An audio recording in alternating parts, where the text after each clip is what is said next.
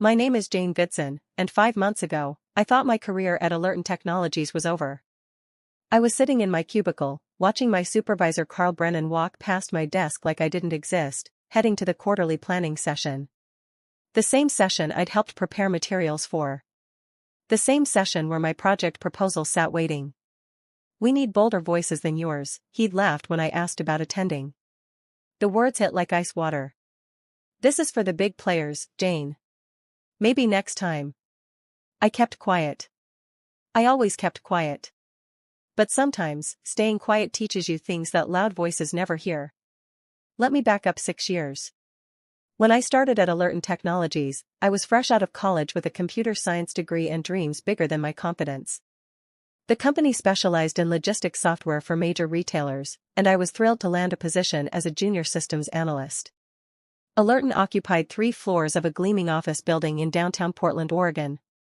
The lobby showcased testimonials from Fortune 500 clients, award plaques from industry publications, and a digital wall displaying real-time logistics data from our most successful implementations.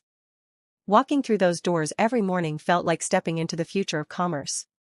My first cubicle sat in the northwest corner of the 2nd floor, next to a window that offered glimpses of Mount Hood on clear days. The space hummed with quiet productivity, keyboards clicking, phones ringing softly, the occasional burst of laughter from the break room. My workstation featured dual monitors, a powerful development machine, and more computing resources than I'd ever had access to in college. Carl Brennan became my supervisor 2 years in. He was everything I wasn't: loud, commanding, quick with jokes that made everyone laugh even when they weren't funny. At 6'2" with prematurely silver hair and expensive suits, Carl commanded attention wherever he went. He had this way of filling rooms, of making decisions that sounded brilliant until you thought about them later. His office occupied a prime corner location on the 3rd floor, with floor-to-ceiling windows offering panoramic city views. Awards and certificates covered one wall, while another displayed photographs of Carl with various industry executives at conferences and company events. A mahogany desk dominated the center of the room, always impeccably organized except for whatever crisis demanded his immediate attention. Me? I was the one who caught the errors in his brilliant decisions. I was the one who stayed late fixing the code that didn't quite work. I was the one who quietly prevented disasters while he took credit for the saves. My typical day started at 7:30 a.m., 90 minutes before most colleagues arrived. I used this quiet time to review overnight system logs, check automated test results, and tackle complex problems without interruptions. The early morning light streaming through my cubicle window created perfect conditions for deep concentration. Coffee became my constant companion, black, strong, consumed from a ceramic mug my college roommate gave me featuring the periodic table of elements. I'd work through lunch more often than not, sustaining myself on granola bars and determination while debugging database queries or optimizing algorithm performance. For 4 years, I told myself this was normal. This was paying dues. This was how corporate hierarchies functioned. My annual performance reviews followed predictable patterns. Carl would praise my attention to detail and technical competency while suggesting I develop stronger leadership presence and contribute more visibly to team initiatives. Each review concluded with ratings of meets expectations across all categories, despite my consistent delivery of projects ahead of schedule and under budget. I watched younger, louder colleagues receive promotions and recognition for work I'd contributed to significantly. During team meetings, my suggestions often vanished into silence until someone else repeated them minutes later to sudden enthusiasm. I learned to document my ideas in emails sent before and after meetings, creating paper trails that rarely mattered come review time. The open office environment meant I overheard countless conversations about projects, decisions, and opportunities. I heard Carl discussing my work with senior leadership, describing challenges I'd solved as team efforts and presenting solutions I'd developed as collaborative breakthroughs. I heard him scheduling lunch meetings with executives while I ate sandwiches at my desk, analyzing system performance metrics. Until the Meridian Industries contract changed everything. The opportunity emerged from our business development team's careful cultivation of industry relationships. Meridian Industries, a multinational retailer with operations spanning North America, Europe, and Asia, had issued a request for proposals to modernize their inventory management infrastructure. Their existing system, implemented 15 years earlier, couldn't handle their current transaction volumes and certainly couldn't scale for projected growth. The numbers were staggering. Meridian operated 2,847 retail locations across 47 countries, processing over 15 million daily transactions during peak shopping periods. Their distribution network included 127 warehouses, each requiring real-time synchronization with retail locations and e-commerce platforms. The company projected 30% growth over the next 5 years, making scalability the primary technical challenge. Carl assembled a team of 8 people to develop the proposal. The group included software architects, database specialists, project managers, and user experience designers. I wasn't invited to the initial meetings, but I was assigned to provide technical support for whatever they decided. Translation: do the actual work while others made the presentations. The team held daily stand-up meetings in Carl's office, discussing high-level strategy while I received second-hand updates through cryptic project management tickets. Analyze database requirements for retail module, 1 ticket read. Estimate server capacity for peak load scenarios, demanded another. Each request arrived without context, forcing me to reverse engineer the overall system design from fragments. 3 weeks before the planning session, I was reviewing the proposed system architecture when I spotted something that made my stomach drop. The database structure they designed wouldn't scale. Not even close. The architecture documents revealed a traditional relational database approach with master-slave replication across geographic regions. While conceptually sound, the implementation details exposed fundamental misconceptions about Meridian's operational requirements. The proposed schema included normalized tables that would require complex joins for basic inventory queries, creating performance bottlenecks under heavy load. Meridian processed 15 million transactions daily across 47 countries. Our proposed system would handle maybe 3 million before crashing. It was a fundamental flaw that would become apparent within the first month of implementation. I spent 3 sleepless nights running calculations, building test environments, and stress testing database configurations. Using publicly available performance benchmarks and Meridian's published operational statistics, I modeled transaction loads under various scenarios. The results were consistently alarming. Our proposed system would experience catastrophic failure during peak shopping periods like Black Friday or holiday seasons. The testing environment I created in my spare time mimicked Meridian's transaction patterns using synthetic data. I generated millions of sample records representing inventory movements, customer purchases, and supplier deliveries. When I ran these datasets through our proposed architecture, the system buckled under loads representing just 20% of Meridian's actual traffic. I ran the calculations 3 times.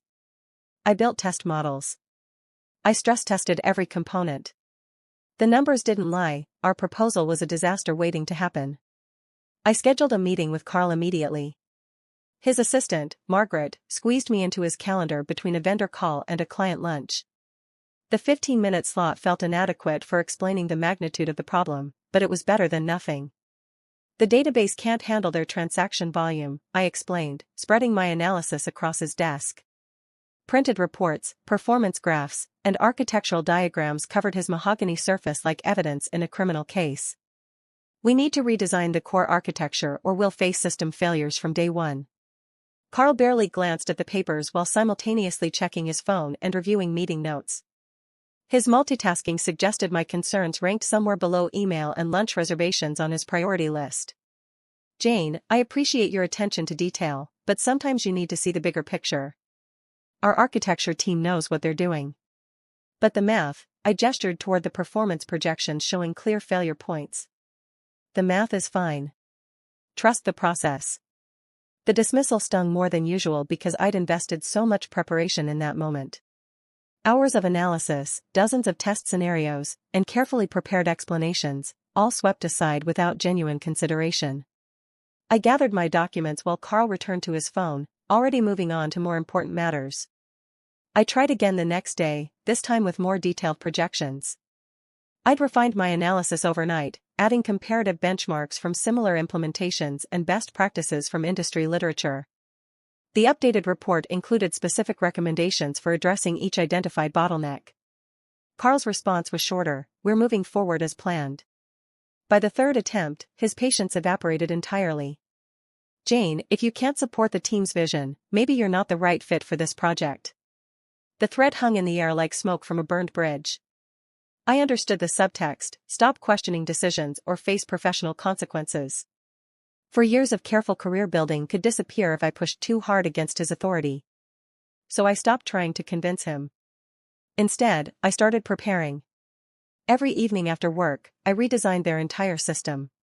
I created a scalable architecture that could handle Meridian's volume with room for growth. I documented every decision, explained every trade-off, and built working prototypes of the critical components. My apartment became a secondary office during those weeks. My dining room table disappeared under stacks of technical documentation, architectural diagrams, and performance analysis reports. I invested in additional monitors for my home computer setup, creating a development environment capable of running complex database simulations. The work consumed my evenings and weekends completely. I canceled social plans, ignored Netflix recommendations, and sustained myself on takeout food while diving deep into database optimization techniques. My research extended beyond Alerton's usual technology stack, exploring cutting-edge solutions from major cloud providers and emerging database technologies designed specifically for high-transaction environments. The alternative architecture I developed embraced distributed database principles with horizontal sharding across geographic regions. Instead of traditional master-slave replication, I designed a multi-master configuration that could handle regional failures without affecting global operations. The schema design prioritized query performance for Meridian's most common operations while maintaining data consistency across distributed nodes. I didn't do this to prove anyone wrong. I did it because $12 million and hundreds of jobs depended on getting this right. Working prototypes became my obsession during the final week before the planning session. Using cloud computing resources I paid for personally, I deployed scaled-down versions of both architectures and ran comparative performance tests.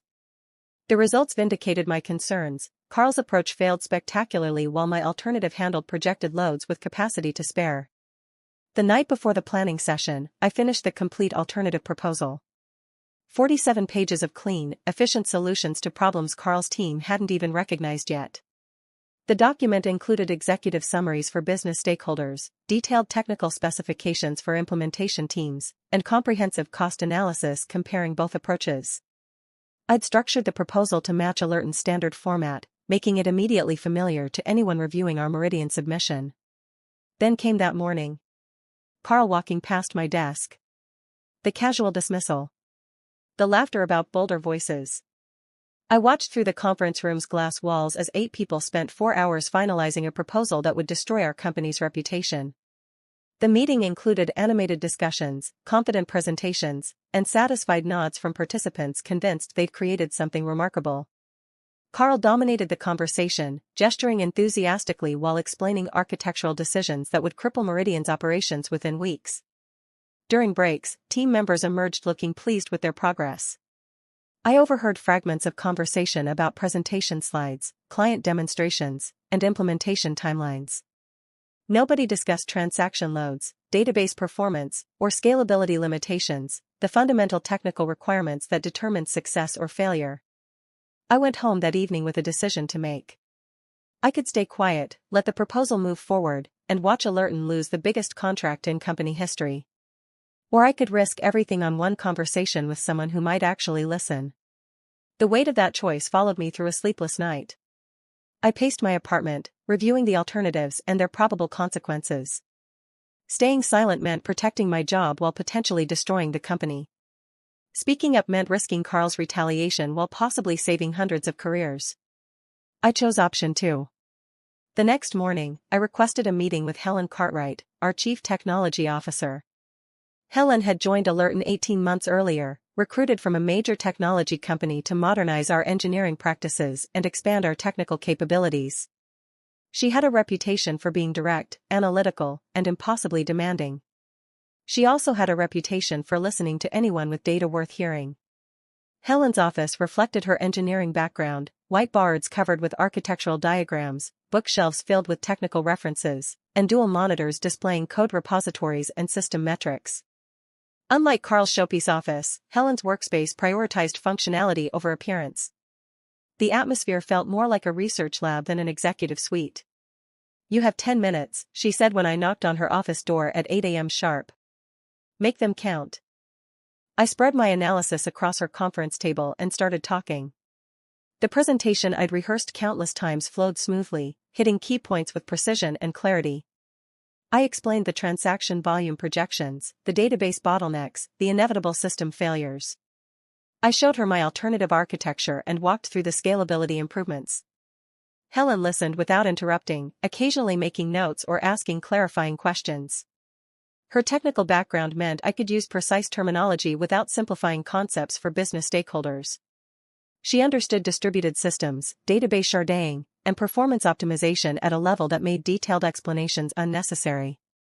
When I finished, she studied my documents for 3 long minutes, reviewing performance charts and architectural diagrams with the thoroughness of someone who'd built similar systems herself. Her silence felt different from Carl's dismissiveness. This was concentrated analysis rather than polite dismissal. "How confident are you in these projections?" she asked finally. "Completely confident. I've tested every assumption against publicly available data and industry benchmarks." "And you're saying our current proposal will fail within 30 days of implementation?" 23 days, based on Meridian's projected growth curve and peak transaction patterns during holiday shopping seasons. Helen picked up her phone. "Carl, I need you in my office immediately. Bring the Meridian proposal." What happened next felt like watching a controlled demolition in slow motion. Carl arrived 15 minutes later with his usual confidence, straightening his tie and carrying a leather portfolio containing the team's final presentation materials. His demeanor suggested this was routine executive review, a formality before client presentation rather than fundamental questioning of their approach. He settled into Helen's conference chair with practiced ease, ready to defend his team's brilliant work. The portfolio opened to reveal polished slides, executive summaries, and implementation timelines that looked impressively professional despite their technical flaws. Helen handed him my analysis without explanation, watching his reaction carefully as he absorbed the implications. I remained silent, letting the data speak for itself while observing his face change in real time. I watched his face change as he read. Confusion first, then concern, then something approaching panic as he realized what he was looking at. The confusion phase lasted 30 seconds, time needed to process my architectural diagrams and understand their relationship to his team's proposal. His eyes moved between documents, correlating my performance projections with his team's specifications. Concern emerged as he recognized the severity of problems I'd identified. His confident posture shifted subtly, shoulders tensing as he absorbed the mathematical proof that their approach would fail catastrophically under realistic load conditions. Panic arrived when he understood the implications fully. This wasn't academic criticism or theoretical disagreement, this was concrete evidence that their proposal would destroy Alerton's reputation and cost millions in failed implementation. "Where did this come from?" he asked, his voice lacking its usual commanding presence. "Jane prepared it on her own time," Helen replied. "She identified critical flaws in your proposal that would cost us the contract and potentially our reputation." Carl's eyes found mine across the room. For the first time in 4 years, he looked unsure of himself. The usual swagger was replaced by something approaching vulnerability, a recognition that his authority couldn't override mathematical proof. "I'm sure we can address these concerns." "These aren't concerns," Helen interrupted. "These are fundamental design failures. Jane's alternative architecture solves problems your team didn't even identify." The room's atmosphere shifted dramatically as Carl processed the reversal. Minutes earlier, he'd arrived expecting routine approval of his team's work. Now he faced evidence of technical incompetence that threatened not just the Meridian contract but his professional credibility within Alerton. Helen continued reviewing my analysis while Carl sat in uncomfortable silence. She asked specific questions about implementation timelines, resource requirements, and risk mitigation strategies, questions that demonstrated her understanding of the technical complexities involved. "How long would it take to pivot to Jane's architecture?" Helen asked. I'd anticipated this question during my preparation. 2 weeks for detailed specification development, another week for prototype validation. We could present the revised approach within 3 weeks if we start immediately. Carl found his voice again, though it carried less authority than usual. "Our team has invested significant effort in the current proposal. Starting over would mean missed deadlines and confused messaging to the client." "Your team invested effort in a solution that won't work," Helen replied flatly. "Jane invested her personal time creating one that will." The choice seems obvious. The next 3 days blurred together. Emergency meetings. Heated discussions. Frantic redesign sessions where Carl's team tried to salvage their original proposal while implementing my solutions. Alerton's third-floor conference room became our war room during this intensive period. Whiteboards covered every available wall surface, filled with database schemas, system architecture diagrams, and performance calculations. Laptops and tablets cluttered the conference table, displaying code repositories, documentation drafts, and project management timelines.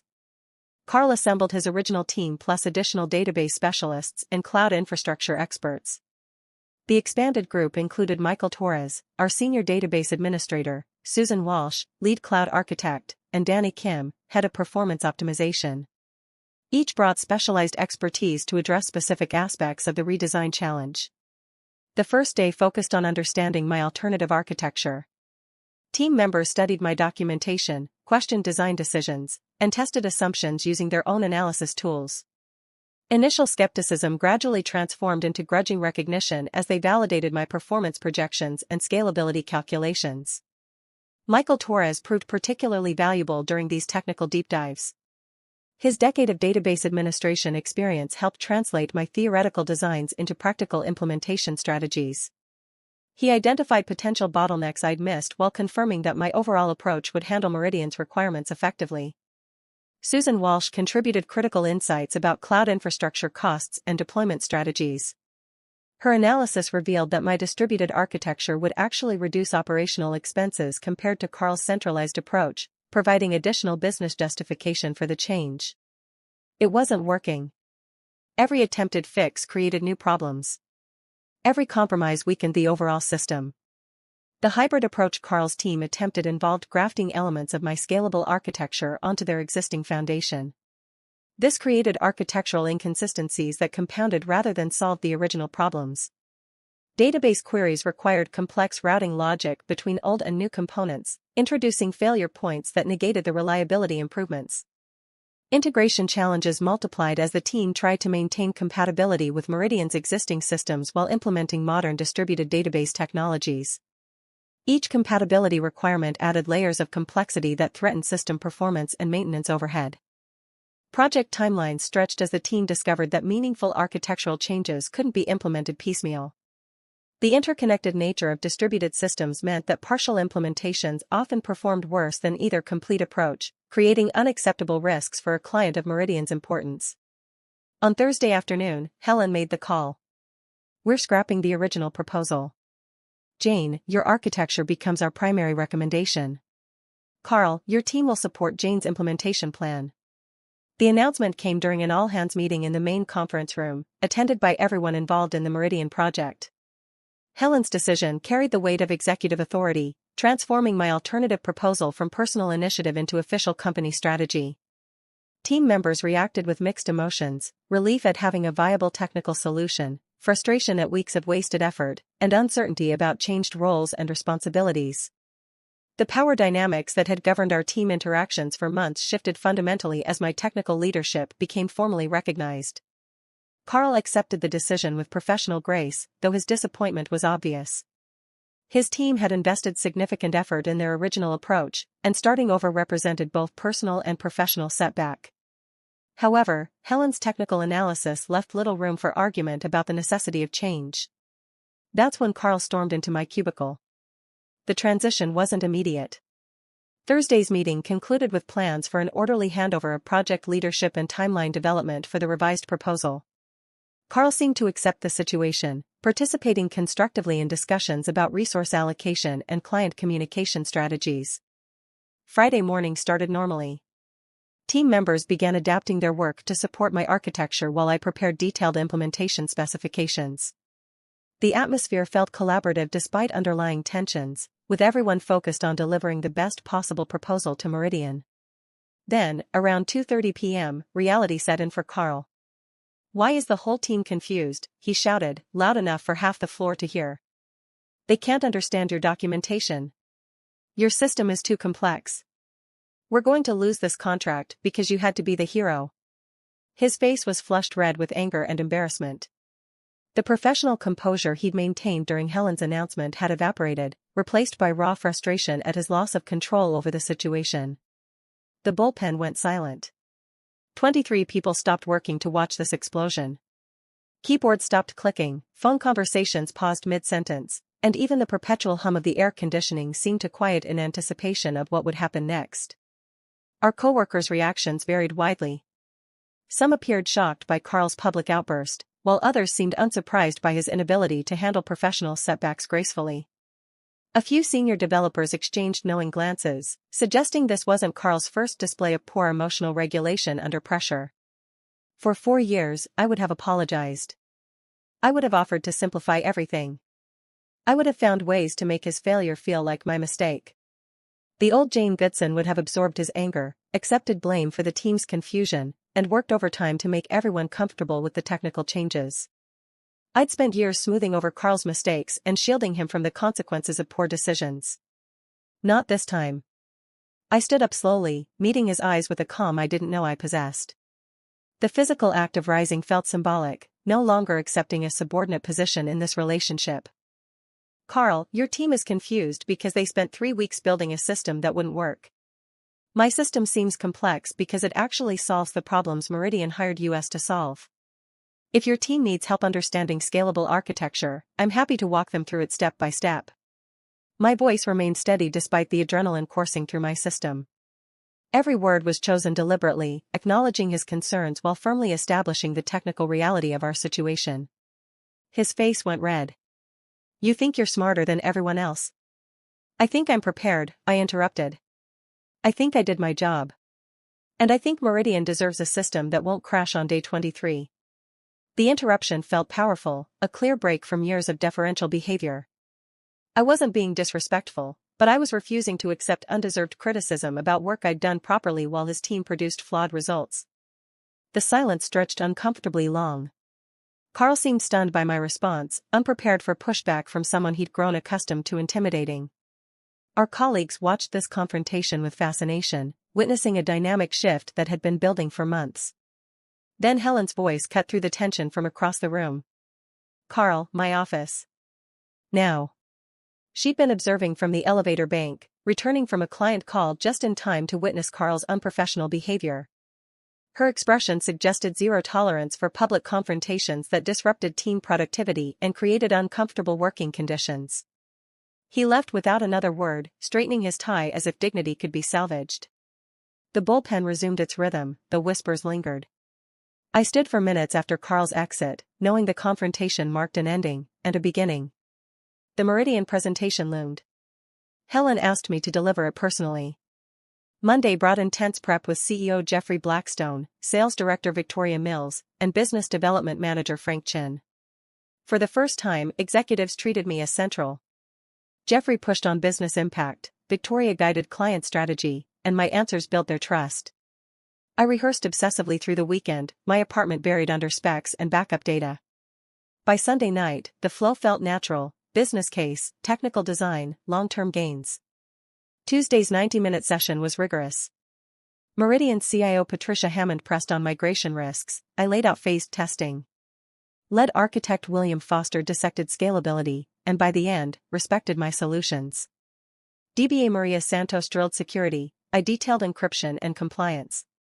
Security Director Alex Chin probed disaster recovery, and I walked him through redundancy and failover. At last, Foster smiled. When can you start implementation? We won the $12 million contract. At the company meeting, Jeffrey announced it with pride, highlighting my role. The applause felt genuine. The deal elevated Alerton's reputation, securing jobs and attracting new clients. Carl was quietly reassigned. Our final exchange was cordial, almost respectful. I was promoted to senior systems architect, gaining both recognition and influence.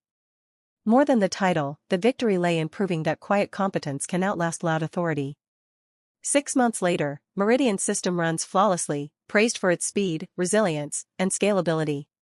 Their referrals brought new business, cementing our credibility.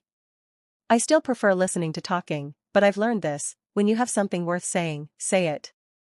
Even if your voice shakes.